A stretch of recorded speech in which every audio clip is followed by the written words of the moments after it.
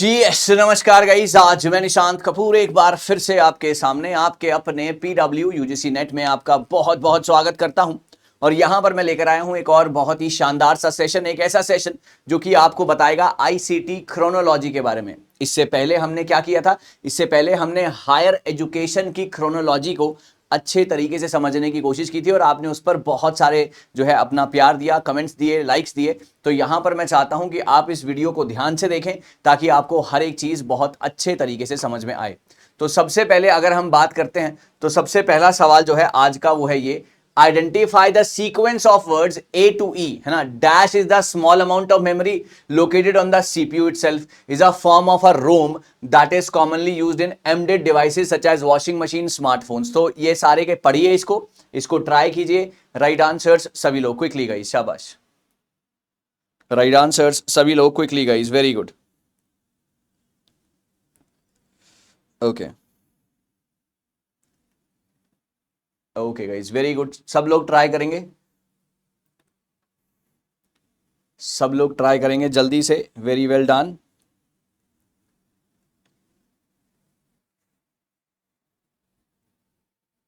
Okay guys, तो चलिए यहां पर अगर मैं सबसे पहले बात करता हूं कौन सी मेमोरी, यहां पर सबसे पहले आएगा सर आपकी कैश मेमोरी जो है ना। कैश मेमोरी एक स्मॉलेस्ट अमाउंट ऑफ मेमोरी है, ठीक है जी। Dash is mainly used in PC to store tiny OS called BIOS. तो यहां पर उसके बाद क्या आएगा? यहां पर आएगा आपकी फ्लैश मेमोरी, है ना। फ्लैश मेमोरी क्या होती है? फ्लैश मेमोरी इस्तेमाल की जाती है ना PC to store tiny OS called the BIOS. Dash is a storage allocation scheme, है ना। Dash is a storage allocation scheme, तो इसको हम बोलेंगे रोम, आर ओ एम, है ना, आर ओ एम। यहां पर आप देख सकते हैं सारा का सारा।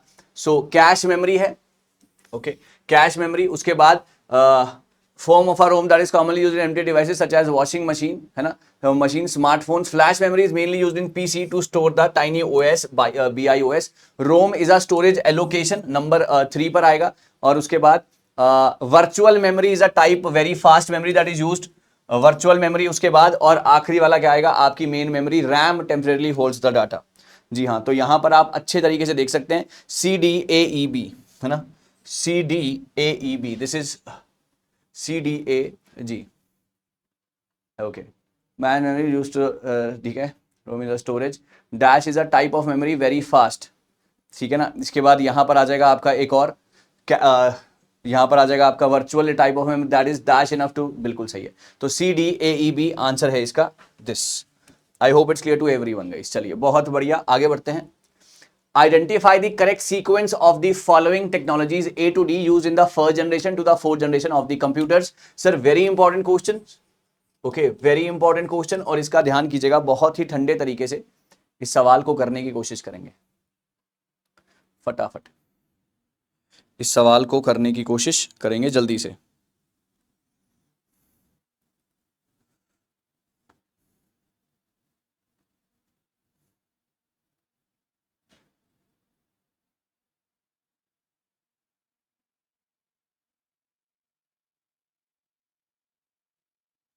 ओके जी, बिल्कुल सही है। चलिए आगे बढ़ेंगे। जी हाँ, सबसे पहले क्या आया था? वैक्यूम ट्यूब्स आए थे। फिर क्या आया था? ट्रांजिस्टर्स, देन माइक्रो प्रोसेसर्स या इंटीग्रेटेड सर्किट्स आए थे। जल्दी से सब लोग ट्राई करेंगे राइट आंसर्स के लिए, माय डियर स्टूडेंट्स, एवरीवन, शाबाश।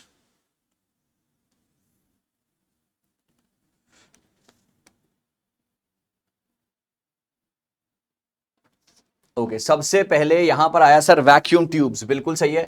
ये आया नंबर 1 जनरेशन पर, that is at number 2 generation, है ना।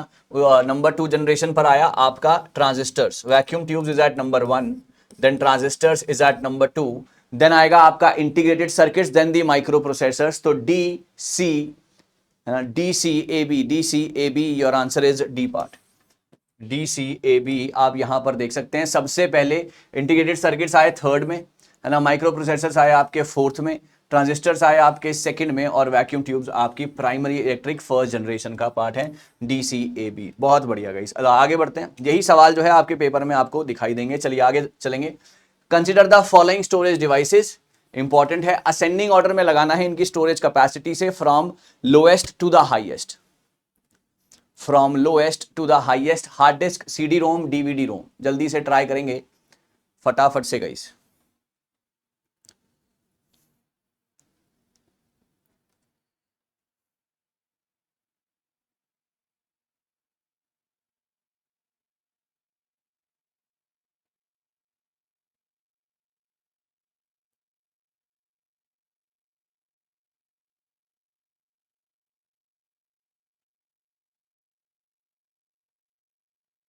ओके, यहाँ पे आएगा, देखो यार यहाँ पर क्या है, सबसे पहले आएगा आपका सी डी रोम है ना, उसके बाद आएगा डीवीडी रोम, देन आएगा आपका हार्ड डिस्क।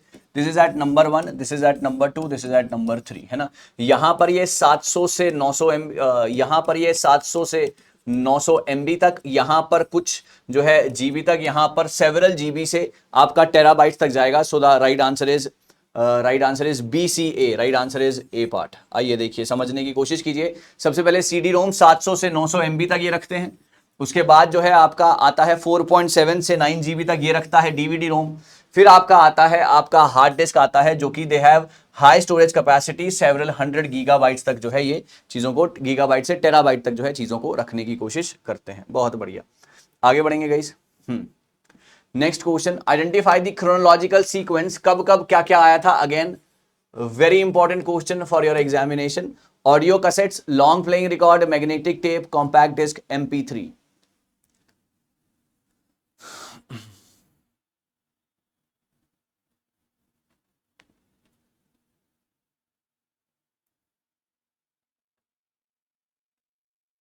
ओके,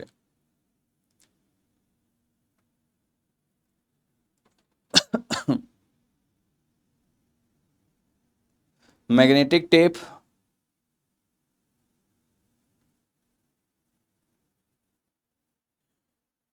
ओके जी हाँ, the right answer is guys, the right answer is CBADE। जी हाँ, CBADE। सबसे पहले यहां पर आई थी मैग्नेटिक टेप, उसके बाद आया आपका लॉन्ग प्लेइंग रिकॉर्ड CBA, फिर आई आपकी ऑडियो कैसेट्स, फिर आया आपका D part that is compact disc, then आया आपका MP3 है ना। तो these are the right orders. अब ये कब कब आया था यहां देख लेते हैं।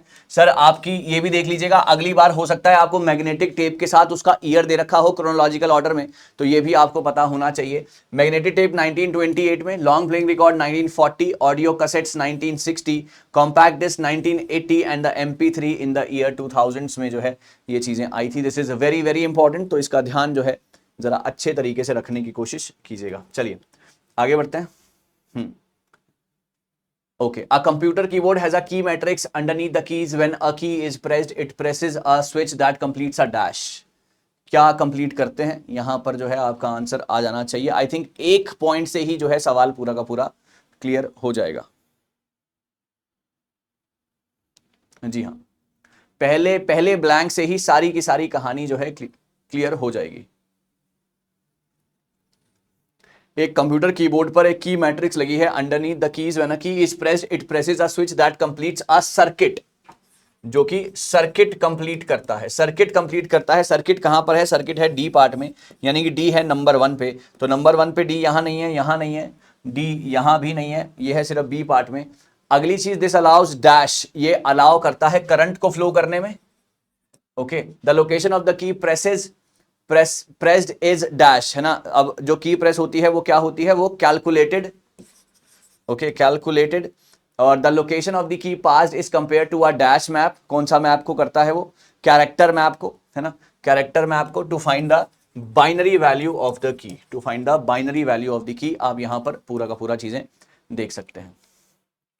कैलकुलेटेड, बाइनरी, कैरेक्टर है ना, स्विच नहीं सॉरी सर्किट है, this allows the current to flow. These are the things guys. काफी बढ़िया तरीके से क्वेश्चन डिजाइन किए गए हैं सिर्फ और सिर्फ आपके लिए। चलिए हाँ जी सर, इसको लगाइए, अगेन वेरी इंपॉर्टेंट, ये काफी बार पेपर में देखा गया है सवाल। Sir kilobyte, byte, megabyte, terabyte, gigabyte बताएंगे जल्दी से गाइस, बहुत इंपॉर्टेंट सवाल है, ट्राई करेंगे right answers my dear students.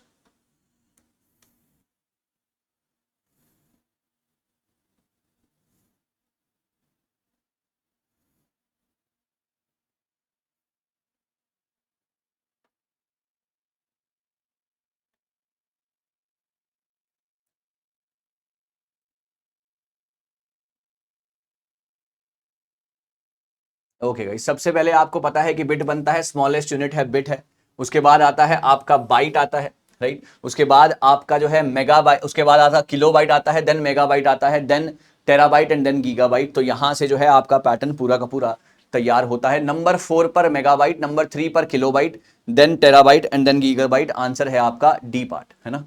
Answer है आपका डी पार्ट। आप यहां पर देख सकते हैं, सबसे पहले बिट 0 और 1 में डील करता है, देन बाइट 8 बिट्स होते हैं। हाफ बाइट को, है ना, हाफ बाइट को क्या कहा जाता है, हाफ बाइट को कहा जाता है निबल, ध्यान रखिएगा। किलोबाइट आ गया, देन आपका जो है मेगाबाइट आ गया नंबर 4 पर, राइट, किलोबाइट देन मेगाबाइट, और ओके उसके बाद गीगाबाइट एंड टेराबाइट, है ना। अगर किसी को याद रखना हो तो बी का स्क्वायर और उसके बाद के एम, बी का square, B square K M and G T, okay, G T Karnal road, K M B square, आप इसको ऐसे याद रख सकते हैं। चलिए, सो आज हमने जो है क्रोनोलॉजी करी है, आईसीटी की क्रोनोलॉजी, और मुझे उम्मीद है कि आपको अच्छे तरीके से ये चीजें समझ में आई होंगी। ये है आपका होमवर्क का सवाल। इस सवाल का जवाब सभी बच्चे कमेंट सेक्शन में देने की कोशिश करना। आपको ये क्लास कैसी लगी, क्लास के सवाल कैसे लगे, मेरे साथ जरूर साझा करना। अब अगला जो क्रोनोलॉजी आएगा वो पीपल एनवायरनमेंट का आएगा, फ्राइडे को 9 बजे।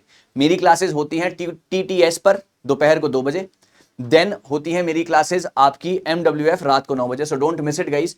ये सवाल का जवाब कमेंट सेक्शन में दीजिएगा। Thank you so very much. आपका स्कोर कितना रहा, क्लास कैसी लगी, जरूर साझा कीजिएगा। जल्दी मिल रहा हूं कुछ नया कुछ बेहतरीन लेकर। बहुत बहुत शुक्रिया।